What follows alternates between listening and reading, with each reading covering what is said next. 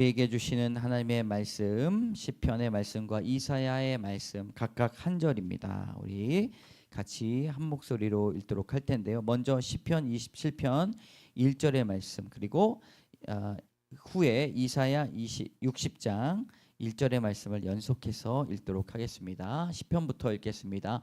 시작. 여호와는 나의 빛이요 나의 구원이시니 내가 누구를 두려워하리요. 여호와는 내 생명의 능력이시니 내가 누구를 무서워하리요. 아멘. 이사야 말씀 시작. 일어나라 빛을 발하라 이는 내 빛이 이르렀고 여호와의 영광이 내 위에 임하였음이니라. 아멘. 함께 따라하겠습니다. 마라나타, 소망의 빛. 네, 여러분 시편 27편 1절에 여호와는 나의 빛이요 나의 구원이시다 이렇게 말씀합니다. 우리 주님이 우리에게 우리 인생길에 참 빛이 되심을 믿습니다. 여러분 밤 하늘을 바라보신 적이 있습니까? 네, 제가 살던 DMZ 그 파주에서 빛이 하나도 없는 곳을 하늘을 쫙 보면 어느 날은 정말 별빛이 쏟아지는 그런 느낌을 듭니다. 제가 군 생활도 양구에서 했었는데요. 양구에서도 빛이 얼마나 아름다운지 이 빛을 통해서 하나님을 만날 수 있다는 것이 결코 거짓말이 아니다라는 사실을 경험해 보았습니다.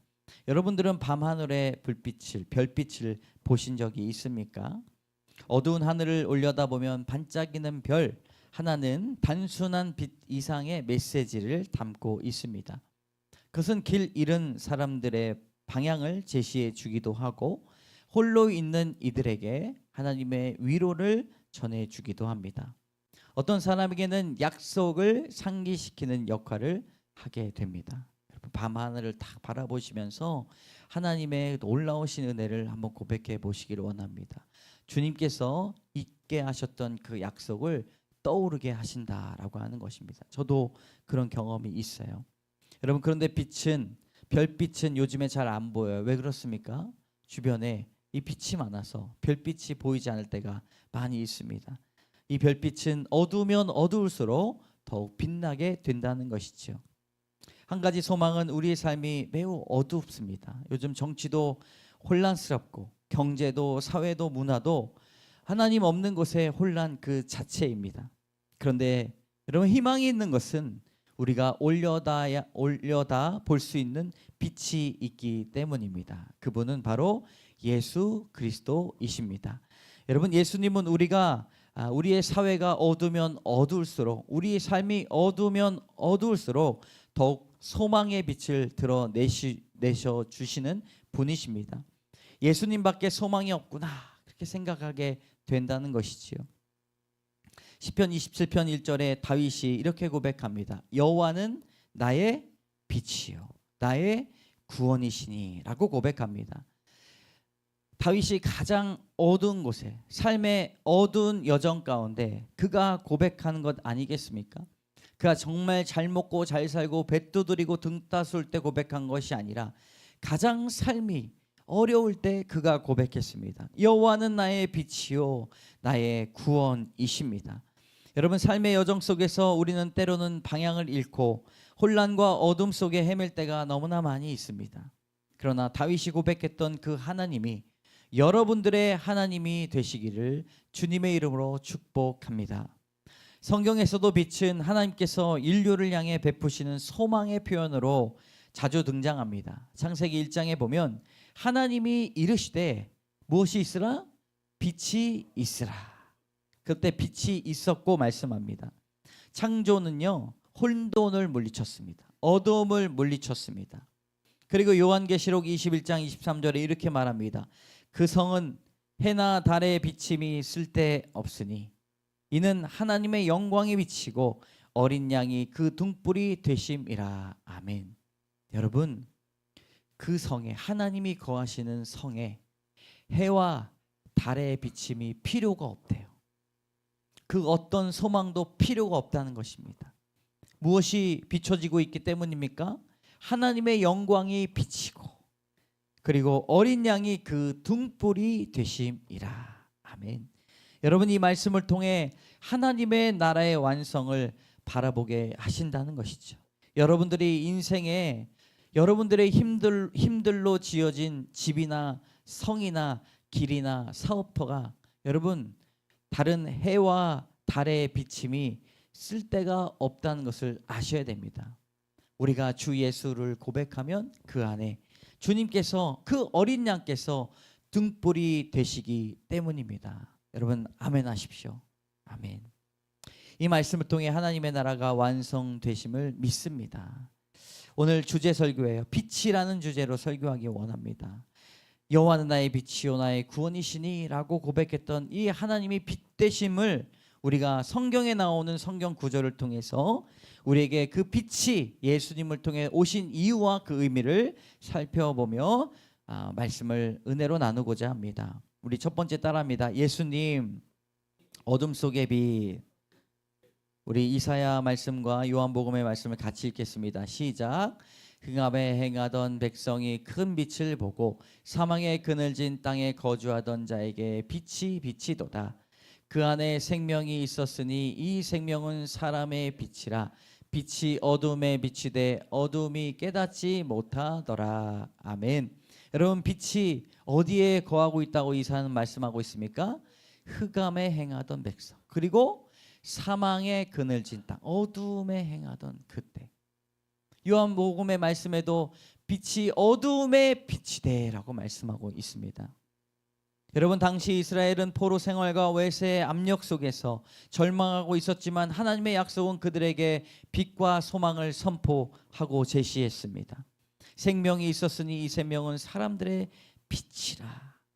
그 빛이 어둠을 이기지 못한 어둠이 빛을 이기지 못한다고 선언하고 있다는 것입니다. 여러분 예수님은 단순히 물리적인 빛이 아니라 영적인 빛으로 세상에 오셨음을 믿습니다.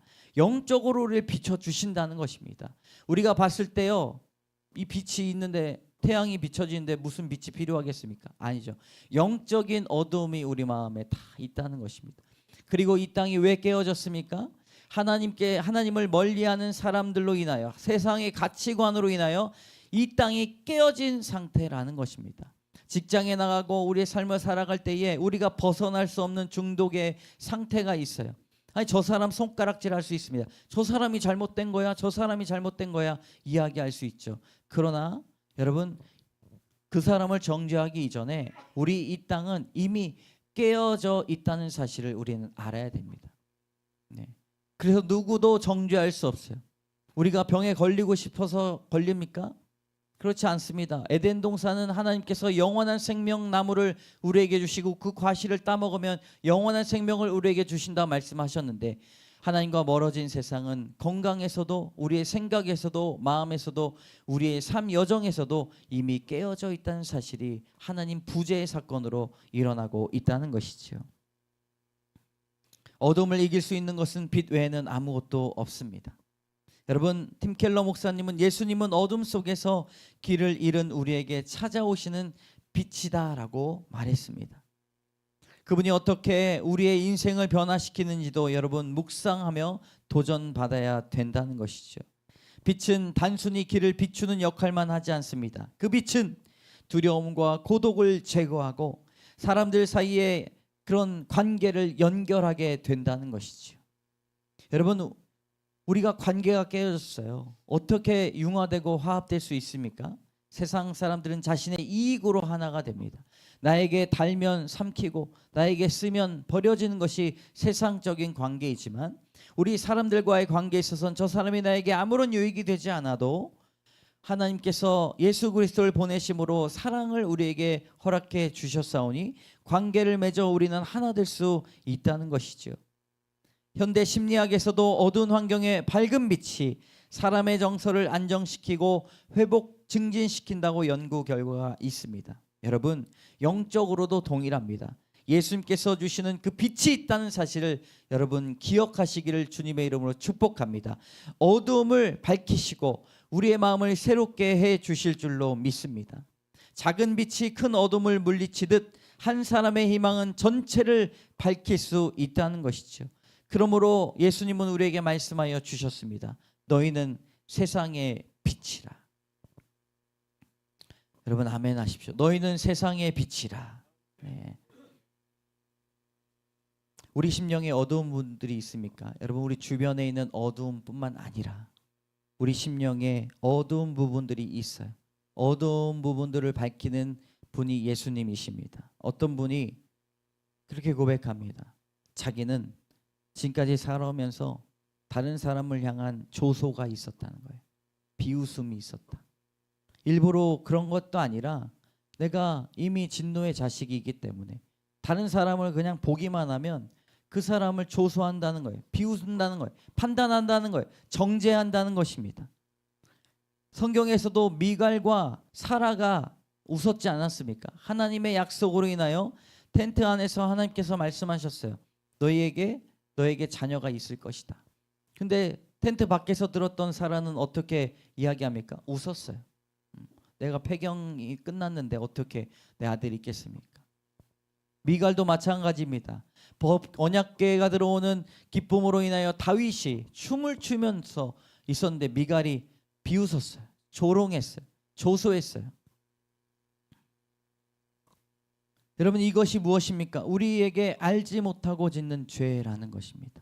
우리 마음 가운데 어둠이 있어요. 주변에 있는 어두움만이 어두움이 아닙니다. 우리에 있는 우리가 알지 못하는 죄들, 우리가 깨닫지 못하는 죄들이 있다는 것이에요. 우리 마음속에 어둠이 있다는 것을 발견하는 것이 여러분 중요합니다. 내가 왜 이렇게 우울하지? 내가 왜 이렇게 기력이 없지? 내가 이게 어둠인가? 내가 주님을 믿는가? 라고 하는 그 어두움을 밝힐 수 있는 분은 오직 예수님 한 분밖에 없음을 믿습니다. 여러분 비웃지 마시고 축복하시기를 원합니다. 그것이 예수 그리스도 안에 있는 참된 그리스도인의 삶입니다. 내가 판단하는 것이 아니에요. 여러분 그 사람에게 마음속으로 우리가 입을 열어서 그 사람을 안아주고 축복하진 못할지라도 그 사람을 향해서 우리가 늘상 습관을 통하여 우리가 그것을 그냥 하는 것이 아니라 잔디밭에 길이 없는데 잔디밭을 늘상 밟고 다니면 길이 생기는 것처럼 아무렇게도 생각하지 않았던 그 비웃음과 조롱과 판단과 정죄들이요 이제는 길을 내서 여기가 길인갑다 싶어서 가요. 그런데 그 길을 폐쇄하기를 주님의 이름으로 축복합니다. 폐쇄해야 됩니다. 축복의 길을 여시기를 주님의 이름으로 축복합니다. 축복이 만약에 성경에 축복이 그 사람을 받지 못하면 어떻게 됩니까? 우리에게 돌아오게 된다는 것이죠. 근데 만약에 여러분 조롱을 그 사람이 받지 않으면 그 조롱이 어떻게 됩니까? 우리에게 돌아오게 된다는 것이에요. 우리 마음의 어두운 상황 속에 하나님이 비춰지고 있는가? 가족과 직장과 지역사회에 소망의 메시지를 나누고 있는가? 여러분 우리가 마음속에 어두운 영역들을 이 시간 발견하시기를 원합니다. 그래서 빛을 비추기 위해 예수님 앞에 정직하게 기도하시기를 원합니다. 하나님, 내가 그 길을 폐쇄하기 원합니다. 등을 돌리기를 원합니다. 왜냐? 예수 그리스도께서 참 빛이 되시기 때문입니다. 두 번째 따라합시다. 빛은 소망을 준다. 우리 이사야 60장 1절만 같이 읽어보도록 하겠습니다. 시작. 일어나라 빛을 발하라 이는 내 빛이 이르렀고 여호와의 영광이 내 위에 임하였음이니라. 아멘. 여러분 우리의 세상의 가치관은 철저하게 깨져야 됩니다. 일어나라 빛을 발하라 라고 말씀하고 있어요. 깨어나라 라고 하는 것이지요. 우리는 세상의 가치관에서 철저하게 깨져야 됩니다. 살아계신 하나님께서 능히 하지 못할 일이 없으시며 어떤 악함도 선하게 바꾸지 못하실 것이 없다는 것을 알아야 됩니다. 우리 마음속에 여러분 살펴보십시오. 우리가 얼마나 인본주의적인 생각들이 많은지 모릅니다. 돈은 많아야지. 돈이면 할 수 있지. 그리스도인으로 살면서도 돈에 얼마나 욕심이 많은지 모릅니다. 마치 돈이 없으면 아무것도 할 수 없는 것 같은 생각이 다 맞다고 생각합니다. 그러나 우리 주님께서 뭐라고 말씀하십니까? 일어나라 빛을 발하라. 이는 내 빛이 이르렀고 여호와의 영광이 내 위에 임하였음이니라. 여러분 그런데 2절에 보면요. 보라 어둠이 땅을 덮을 것이며 캄캄함이 만민을 가리려니와 오직 여호와께서 내 위에 임하실 것이며 그의 영광이 내 위에 나타나리라. 나리라라고 말씀하고 있습니다. 어둠이 땅을 덮고 캄캄함이 만민을 가릴 때 오직 여호와께서 우리 위에 임하신다라고 말씀하고 있습니다. 우리가 소망 삼는 것들은 하나도 우리에게 소망이 되지 못한다라고 하는 것이죠. 빛은 나를 넘어 주변으로 퍼져 나갑니다. 무엇이 소망인가? 예수님을 믿는 사람이 소망이라는 것입니다. 그 마음에 불이 있는 사람, 그 마음에 빛이 있는 사람, 여러분 한 사람 한 사람이 이 땅에 희망이라는 사실을 기억해야 될 줄로 믿습니다. 어둠 가운데 우리에게 소망을 주신 예수님을 찬양합니다. 우리 따라해 봅시다. 주를 의지함이 내게 복이라. 여러분 그 어떤 것도 우리의 소망이 될 수가 없습니다. 주를 의지하는 것이 내게 복이라. 소망은 단지 미래를 기대하는 마음이 아니라 소망은 현재의 삶을 변화시키는 힘을 가지고 있습니다. 소망은 어두운 시간을 이겨내는 가장 강력한 빛임을 믿습니다. 그래서 바울은 뭐라고 이야기합니까? 소망 중에 즐거워하라 라고 권면하고 있다는 것이죠. 살면서 강력한 어려움이 찾아올 때가 있어요. 강력한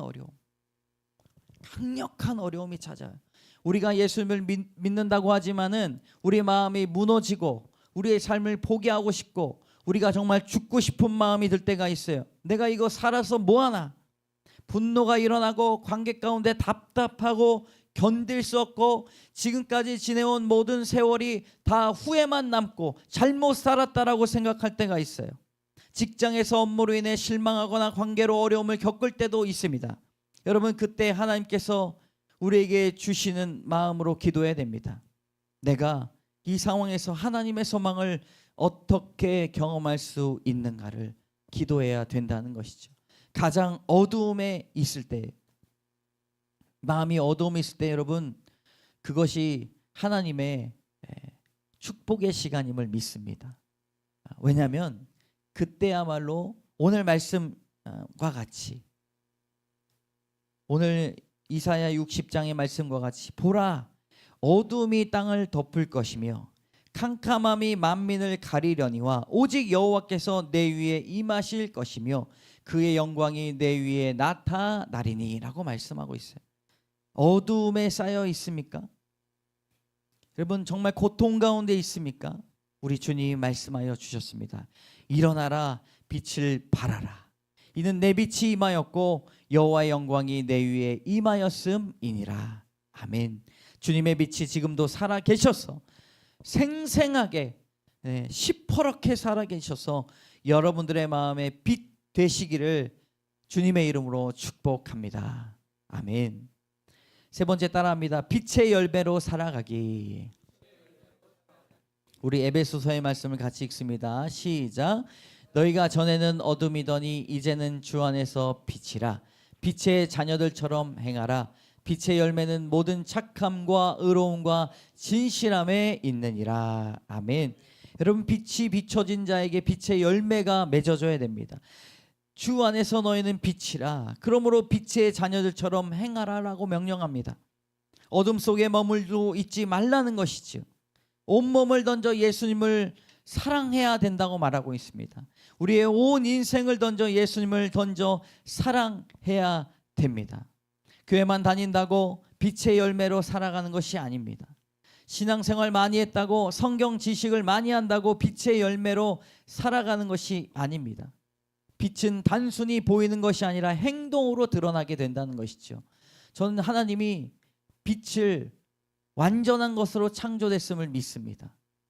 이 빛을 통해 하나님의 존재를 알리고 싶으셨던 것 같아요. 빛은 에너지의 근원입니다. 빛이 지구에 들어올 때 지구에게 무엇을 줍니까? 에너지를 준다는 것이죠. 식물을 발화시키고 구름으로 바닷물을 퍼올리며 우리 몸에 닿으면 그 빛이 비타민 D를 만들어내기도 하는 여러 가지 에너지 활동을 하게 된다는 것입니다. 그렇다면 이 논리적 구성을 통하여 우리도 예수 그리스도의 빛이 우리 마음 가운데 들어오면 여러분 어떠한 에너지 활동을 만들어내는 것 아니겠습니까? 그리스도의 삶은 주변 사람들에게 빛과 소망을 전하는 통로가 되어야 한다는 것이죠. 우리가 맺는 열매는 가족과 직장과 교회 공동체에 직접적인 영향을 미칩니다. 그리고 작은 선행을 통해 누군가 인생을 큰 변화로 일으킬 수 있다는 것이지요. 여러분, 빛의 자녀로 고백하시고 빛의 자녀로 열매 맺는 여러분 되시기를 주님의 이름으로 축복합니다. 얼마 전에 알게 된 교회가 있어요. 이름이 동네 작은 교회입니다. 우리 은혜빛 광성교회처럼 동네 작은 교회 이름이, 동네 작은 교회가 2014년부터 분립개척을 시작해서 현재 5교회로 성장했습니다. 근데 큰 교회가 아니에요. 20명으로 시작을 했는데 40명이 되면 2개 교회로 쪼개가지고 지금은 5교회가 돼서 지역에 정말 동네 작은 교회가 됐어요. 근데 초창기 때 그분들이 수련회를 가자 이래가지고 20명 인원이 마음을 합해서 후쿠오카로 일본 선교를 갔다고 해요. 근데 거기서 다른 한국 선교팀을 만났다고 이야기해요. 그래서 이제 서로 타지에서 한국 사람들이 또 그리스도인들이 만났기 때문에 함께 인사 나눠야겠다. 그래서 목사님 어디서 오셨습니까? 라고 질문했더니 큰 교회에서 왔습니다. 이렇게 이야기하는 거예요. 그래서 우리는 동네 작은 교회인데 저기는 이름만 들으면 다 아는 교회구나. 그래가지고 온누리 교회인가 사랑의 교회인가 이렇게 궁금했다는 거예요. 근데 진짜 이름이 큰 교회였다는 거예요. 큰 교회. 개척한 지 3개월 됐는데 몇 명 됐다고 이야기하니까 17명 됐다고 얘기해요. 17명. 근데 이름이 뭐예요? 큰 교회. 그 자기는 어디서 왔냐고 하니까 동네 작은 교회에서 왔습니다. 이렇게 이야기하면서 그 두 분이서 빵 터져가지고 웃었던 경험이 이야기를 했습니다. 여러분, 이 교회는 출석 인원이 많지 않습니다. 그러나 지역사회의 기쁨과 성도의 개개인의 영적 성장에 중점을 두고 있다는 것이지요. 김종일 담임 목사님은 성도들이 개인적인 문제를 해결하기 위해 교회에 출석하는 것이 아니라 세상 속에서 파송되어 하나님의 사명을 감당하는 선교적 교회를 지향한다고 강조했다는 것이죠. 여러분, 은혜의 빛 광성교회도 우리만 즐겁고 우리의 문제만 해결하기 위해 교회만 나오는 것이 아니라 이 세상 속에 파송되어 하나님의 사명을 감당하며 말씀으로 살아내는 선교적 교회가 되기를 주님의 이름으로 축복합니다. 이를 통해서 우리가 지역사회의 필요를 섬기며 하나님의 사랑의 통로로 쓰임받아야 된다는 것이죠. 여러분, 교회 왜 나오십니까? 우리의 필요를 이루기 위해 나온 것이 아니라 주님께서 빛의 자녀로 살아가게 하는 그 메시지를 받기 위해 나온 것임을 믿습니다. 빛으로 오신 예수님이 왜 빛으로 오셨는가? 그 빛을 반사해서 다른 사람에게 비춰주어라 라고 하는 사명이 아니겠습니까? 여러분, 대림절의 기간 빛으로 오신 주님을 우리가 계속해서 묵상하고 있습니다. 그래서 생각해봐요. 나는 빛으로 살고 있는가? 나는 빛의 열매를 맺어가고 있는가? 대림절의 기간 소망의 빛을 깊이 묵상하며 우리 각자의 삶이 그 빛을 세상에 비추는 통로가 되기를 원합니다. 여호와는 나의 빛이요 나의 구원이시니 라는 고백과 같이 여러분 삶 속에 실제로 그 간증들이 있기를 원합니다. 이번 주에 여러분 이 빛 대신 주님을 한 사람에게라도 전해 주기를 원합니다. 예수님께서 이 땅에 빛으로 오셨습니다. 우리는 빛의 자녀로 살아가야 됩니다. 라고 하는, 똑같이 하지 않으셔도 상관이 없습니다. 저도 한번 용기를 내서 한번 해보겠습니다. 여러분, 소망의 메시지를 전하고 그들과 함께 빛의 기쁨을 나누는 그런 귀한 결단이 있기를 주님의 이름으로 축복합니다.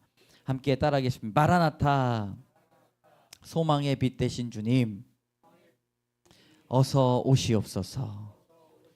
우리 함께 1분간 말씀을 생각하시면서 우리가 기도로 결단하며 나아가도록 하겠습니다.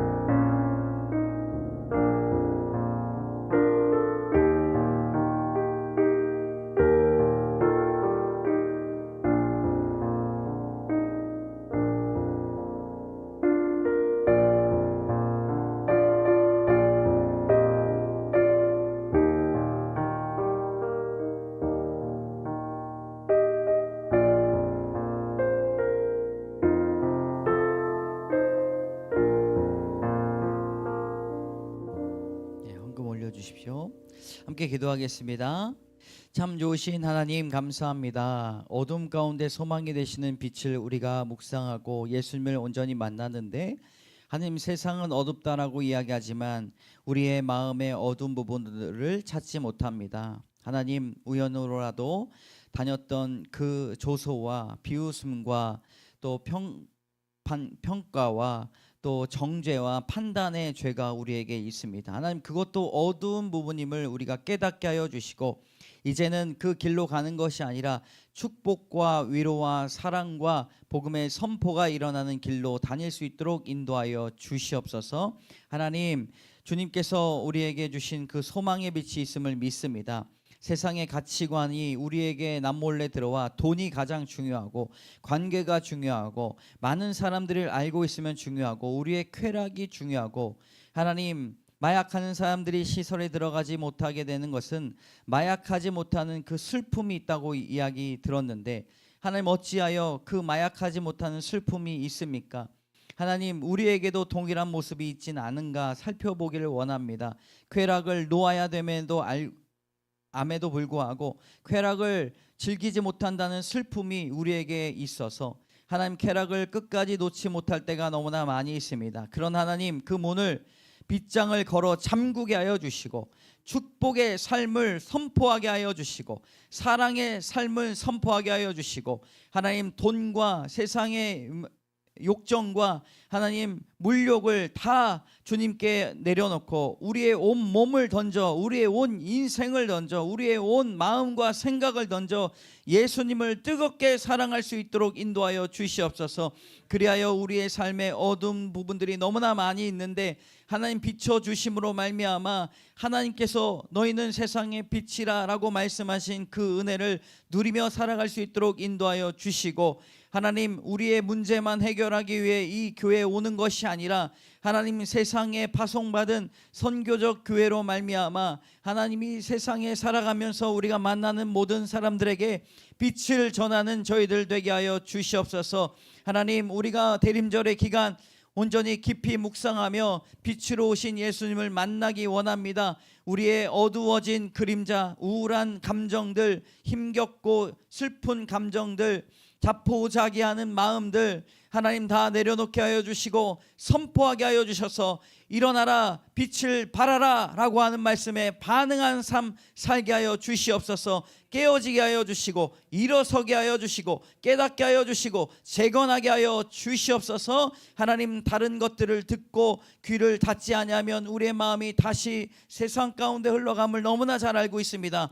주님, 세상의 음성들을 듣지 말게 하여 주시고 하나님, 온전히 우리 마음 가운데 하나님의 음성을 듣게 하여 주시옵소서. 모든 말씀 예수 그리스도의 이름으로 감사드리며 기도드립니다. 아멘. 지금은 우리 주 예수 그리스도의 은혜와 자비하신 하나님의 사랑과 역사하시는 성령의 교통하심이 우리 마음 가운데 어둠이 너무 많이 있다는 사실을 발견하여 우리 마음의 중심에 예수 그리스도의 빛을, 소망의 빛을 비출 때에 하나님께서 깨끗하게 하시고 정결하게 하여 주시고 우리의 남은 인생 가운데 빛의 자녀로 살아갈 수 있도록 도와주시고 인도해 주신다 결단하며 나아가는 귀한 믿음 성도들 심령 위에 이제로부터 영원까지 함께 하시기를 간절히 축원하옵나이다. 아멘.